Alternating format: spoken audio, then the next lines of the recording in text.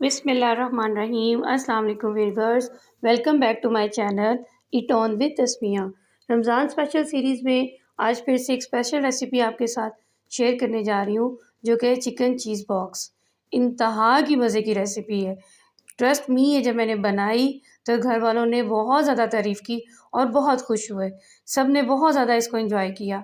ये ऊपर से बहुत ज़्यादा क्रिस्पी बनी थी और अंदर से बहुत ज़्यादा यम्मी और जूसी इसका टेक्सचर था। इसको बनाने के लिए ज़्यादा चीज़ों की ज़रूरत भी नहीं है। आप जैसे चाहें इसको बना सकते हैं, लेकिन मैंने इसको यम्मी और जूसी कैसे बनाया, ये तो तभी पता लगेगा जब आप पूरी रेसिपी को देखेंगे।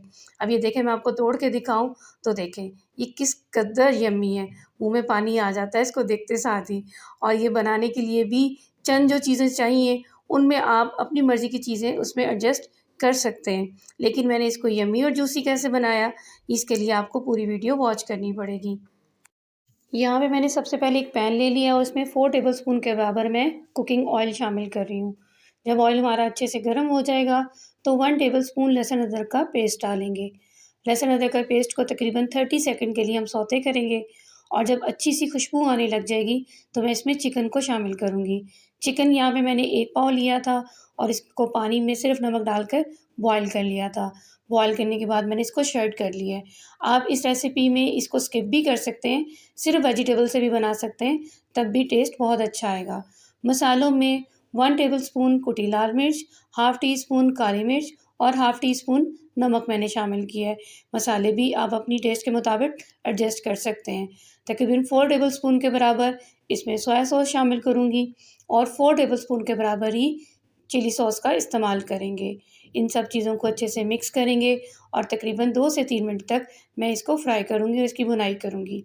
और उसके बाद वेजिटेबल्स को शामिल करेंगे, जिसमें मेरे पास गाजर है, शिमला मिर्च है और बंद गोभी है।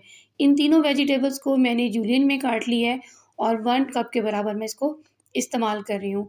आप अपनी मर्ज़ी के मुताबिक जो भी वेजिटेबल्स डालना चाहें, इसमें शामिल कर सकते हैं और जैसे चाहें कटिंग कर सकते हैं। इन तीनों वेजिटेबल्स को डालकर तकरीबन मैंने 1 से डेढ़ मिनट के लिए फ्राई की है और इसके बाद इसके अंदर तकरीबन 3 टेबलस्पून के बराबर मैदा शामिल किया है। 1 से 2 मिनट तक मैदे के साथ भी इसकी भुनाई करेंगे, ताकि मैदे का कच्चापन दूर हो जाए और फिर इसके अंदर मैं शामिल करूँगी आधा कप पानी। आधा कप पानी डालने के बाद इसको अच्छे से सारे को मिक्स करेंगे और मिक्स करके थोड़ी देर के लिए इसको कवर कर देंगे। कवर करने के बाद आप देखेंगे कि ये पानी जब ड्राई होगा, तो इसका टेक्सचर जूसी और यम्मी होना स्टार्ट हो जाएगा। जब पानी बिल्कुल अच्छे से ड्राई हो जाएगा, तो ये हमारा मिक्सचर रेडी है। ये देखें, ये रेडी हो गया है। इसको मैं ठंडा करने के लिए रख दूँगी और उतनी देर बाकी के काम को अब हम स्टार्ट करते हैं। उसके लिए मैंने यहाँ पर सबसे पहले एक समोसा पट्टी ले ली है और उसको रखने के बाद उसके ऊपर दूसरी समोसा पट्टी को देखें मैं इस तरह रखूँगी। ये एक प्लस का साइन जिस तरह बन जाता है, ये उस तरह रख लेंगे। हमारा मिक्सचर भी ठंडा हो चुका है। अब चम्मच की मदद से मिक्सचर को मैं यहाँ पर सिर्फ़ सेंटर में मैं लगा दूँगी और इसको अच्छे से स्प्रेड करूँगी।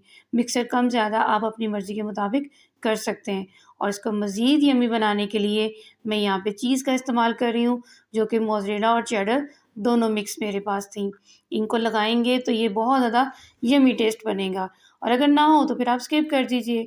फिर इसके बाद इसकी फ़ोल्डिंग को बेहतर करने के लिए मैंने थोड़ा-से मैदे में पानी मिक्स किया था और ब्रश की मदद से इसके चारों कॉर्नर्स पर अच्छे से इस पे ये मिक्सचर लगा देंगे, ताकि हमारी फ़ोल्डिंग अच्छे से कवर हो सके।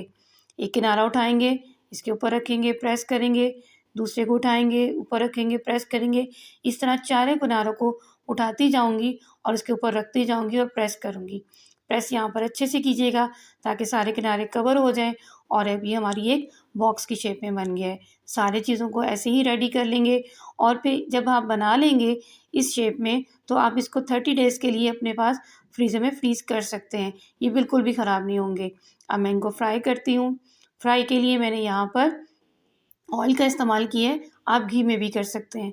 बहुत ज़्यादा तेज़ घी में नहीं डालेंगे, ये तकरीबन 3 टू 4 मिनट्स में हमने इसको फ्राई करना है।